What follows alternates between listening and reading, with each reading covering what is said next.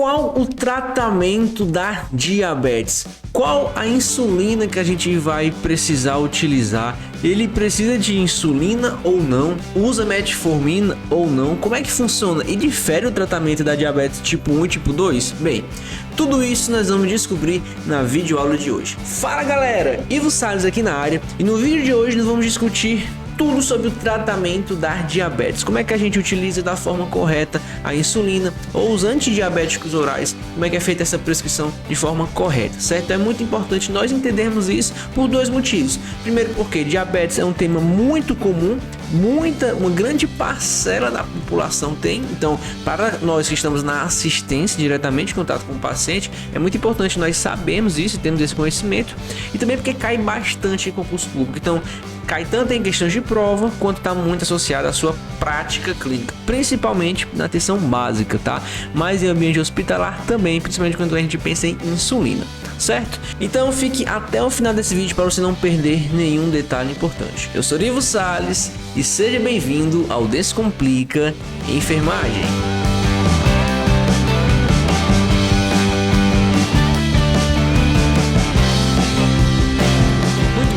Já vimos em aulas anteriores, nós temos dois tipos de diabetes, diabetes tipo 1 e o diabetes tipo 2. E o tratamento deles são de forma diferente. Exatamente. A gente aprendeu que o diabetes mellitus tipo 1, ele não consegue, ele é uma doença autoimune, e onde as nossas células de defesa, nossos anticorpos vão destruir a célula beta do pâncreas, incapacitando assim a produção de insulina, ou seja, ele não produz insulina.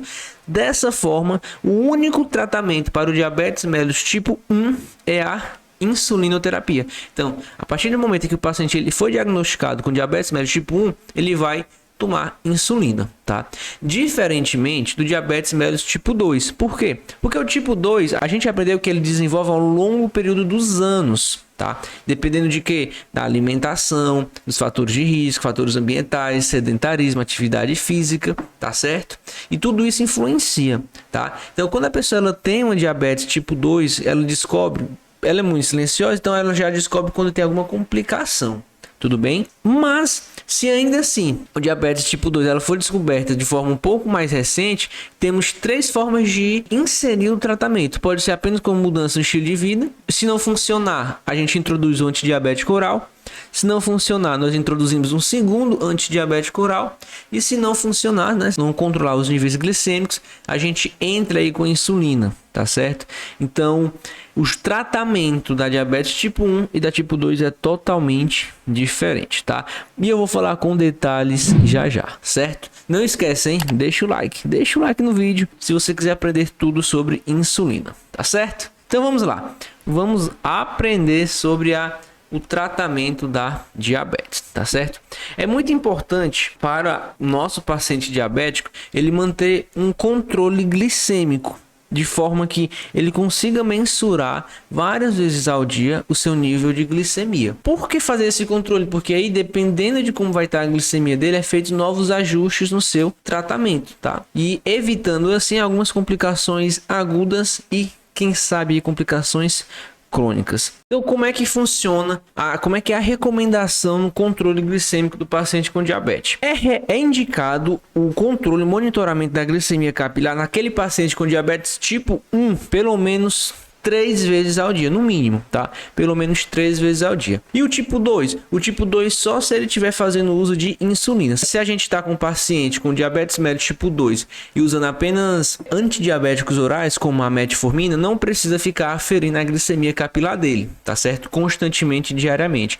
Apenas se, além da metformina, ele também fizer uso de insulina. Tá certo? E aí sim é preciso fazer esse controle glicêmico. E aquelas pessoas que têm um bom controle pós-prandial, ou seja, depois de se alimentar, ela consegue manter um nível controlado da glicemia, mas que ainda assim ela tem a hemoglobina glicada elevada, recomenda-se que ela faça uma glicemia capilar 2 horas após as refeições. tá certo? E por fim, a diabetes mellitus tipo 2, só com o uso de antidiabético oral, não é recomendado aferir a glicemia capilar rotineiramente, tá? Então, o diabetes mellitus tipo 1, como ele vai tomar insulina, ele tem que aferir a glicemia pelo menos 3 vezes ao dia. Diabetes mellitus tipo 2, só com antidiabético oral, não precisa. E se o nosso paciente com diabetes mellitus tipo 2 fizer uso de insulina, aí a gente também precisa ter esse controle e aferir constantemente a glicemia dele, né? Pelo menos 3 vezes ao dia, certo? Todo paciente diabético, todo que está fazendo um tratamento, ele tem que ter uma relação muito próxima com a atenção primária. Por quê? Porque esse paciente ele deve ser acompanhado constantemente. A equipe de atenção básica tem que pedir, tem que solicitar hemoglobina glicada para ele pelo menos a cada 3 meses. Por quê? Para a gente saber se a glicemia dele está controlada ou não. Saber se a diabetes não está descontrolada, descompensada. Porque às vezes a glicemia capilar pode dar ok, mas aquilo ali varia de muitos fatores. Varia como é que está a alimentação dele naquele período. Diferentemente da hemoglobina glicada, que ela vai medir a glicose, a glicemia no sangue nos últimos 3 meses. É muito mais fidedigna, tá? Então todo paciente diabético, ele tem que fazer o exame da hemoglobina glicada pelo menos a cada 3 meses. E para aqueles pacientes mais estáveis, pode estar sendo feita uma vez a cada 6 meses, né? 2 vezes ao ano, tá certo? Atenção a alguns fatores que podem alterar na hemoglobina glicada, como por exemplo, hemólise, sangramento, anemia, hemoglobina variantes, tá? Tudo isso interfere na aferição da hemoglobina glicada, tá certo? Vamos agora falar sobre o tratamento. O primeiro tratamento da diabetes é a mudança no estilo de vida, é o tratamento não farmacológico. E esse tratamento ele é útil? Sim, ele é útil principalmente quando a gente fala de pacientes que estão em um estado de pré-diabetes. Sabe aquela glicemia em jejum quando dá entre 110 e 126? A gente vai considerar esse paciente pré-diabético? Pois bem, esse paciente a gente ainda pode reverter o quadro clínico dele, para ele não precisar fazer uso de metformina, por exemplo, no caso de diabetes mellitus tipo 2, tá? O que é que a gente vai fazer? Instigar ele mudança do estilo de vida. E quais mudanças no estilo de vida são essas? Olha, fazer um uso de uma atividade física constantemente, seja uma caminhada, seja uma pedalada, seja uma academia. Ele tem que fazer exercício físico constantemente. Além disso, ele tem que estar com uma boa alimentação, evitar frituras, coisas oleosas, porque a dislipidemia ela é um fator de risco para a diabetes, tá? Além disso, evitar comidas com muito sal, evitar muito açúcar, evitar esses doces industrializados, preferir que essa pessoa ela opte por frutas e que ela tenha uma alimentação fracionada. Lógico que tudo é adaptado de acordo com o nosso paciente. A gente sabe que temos pacientes que têm grandes vulnerabilidades, que isso talvez não seja possível, mas a gente adapta para a melhor realidade do paciente, tá? Então, atividade física constantemente e alimentação são duas intervenções, né, 2 hábitos que o paciente pode mudar de vida, que pode reverter o quadro da pré-diabetes, tá certo? Além disso, a hidratação é muito importante, ele se hidratar, muito importante mesmo, isso para você também. Inclusive, você já bebeu água hoje? Beba, rapaz. Eu não bebi, eu vou já beber minha água. Terminar essa aula, eu vou beber minha água também, beleza? Entendeu a parte do tratamento não medicamentoso? Show de bola. Então vamos falar agora do tratamento medicamentoso, tá? Quando a gente fala da diabetes mellitus tipo 1, o tratamento farmacológico dele é insulina. Ter insulina, tá?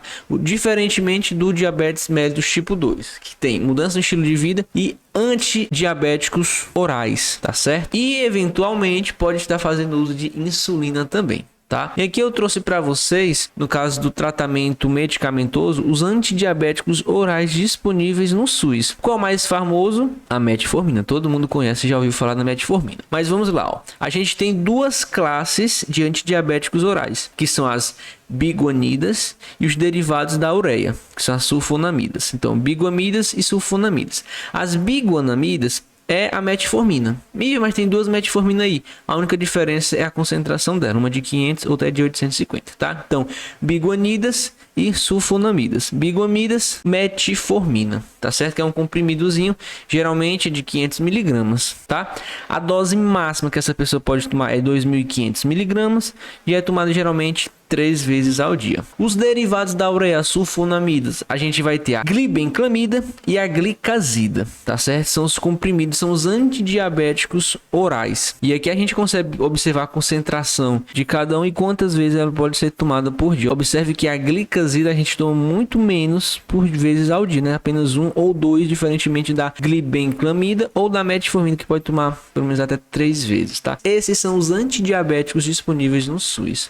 Tá certo? Ele é a primeira linha de escolha depois da mudança do estilo de vida, né? A primeira linha de escolha do tratamento farmacológico no caso de diabetes mellitus tipo 2. Tipo 1, lembre-se, tratamento da diabetes mellitus tipo 1, insulinoterapia.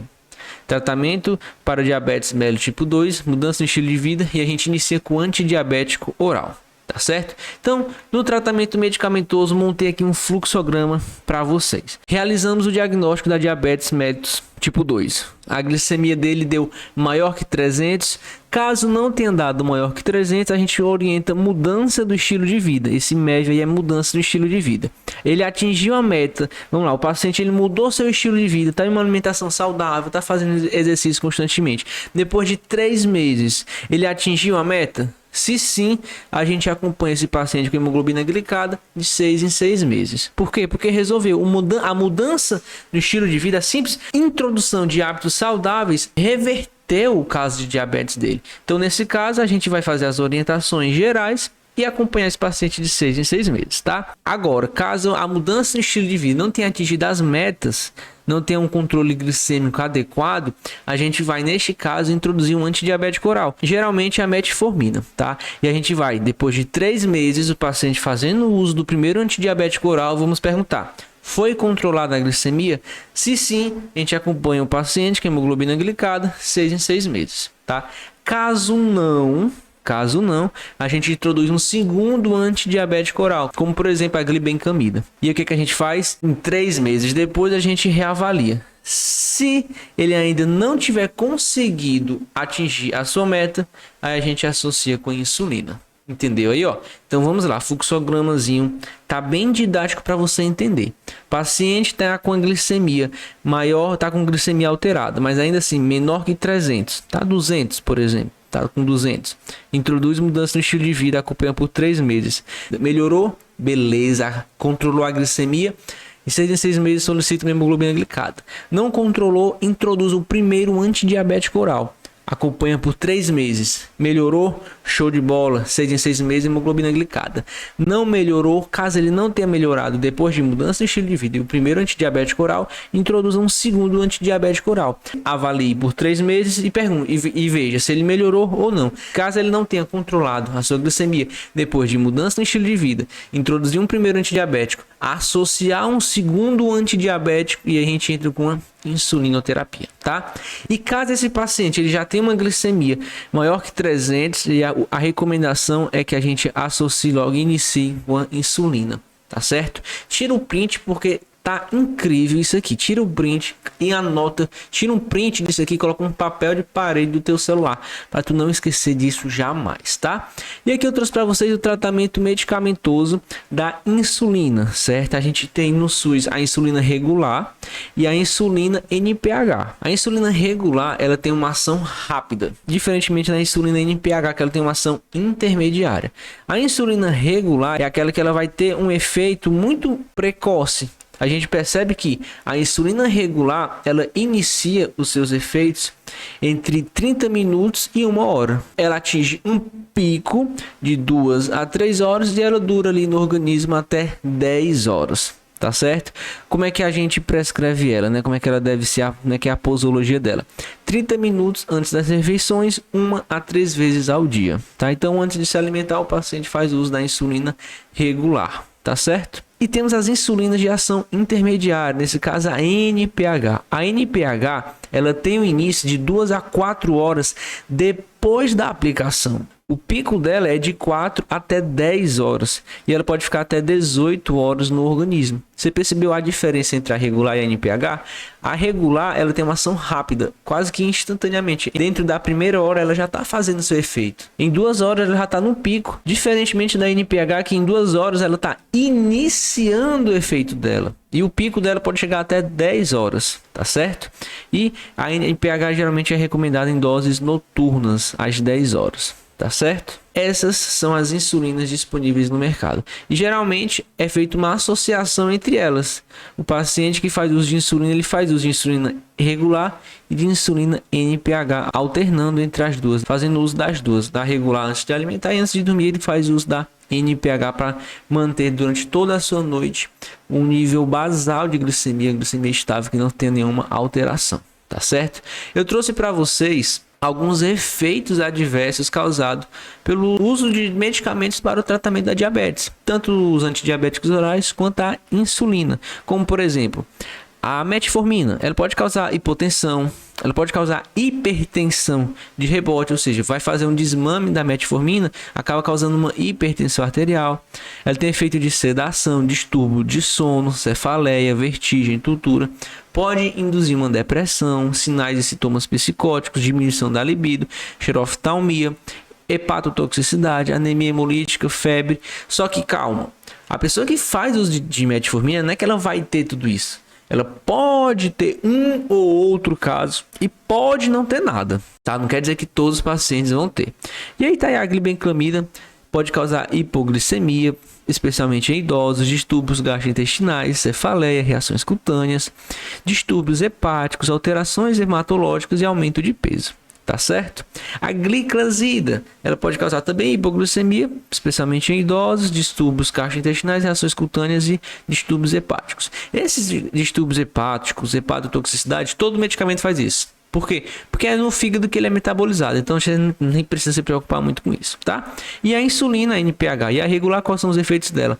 Uma dose inadequada pode causar hipoglicemia, aumento do peso, edema e hipersensibilidade cutânea e reação local da aplicação. Isso é porque, como vai ser uma agulha, então tem algumas indicações que deve ser feito, rodízio do local, ser feito no local correto, na prega correta, tá certo? Show de bola, galera.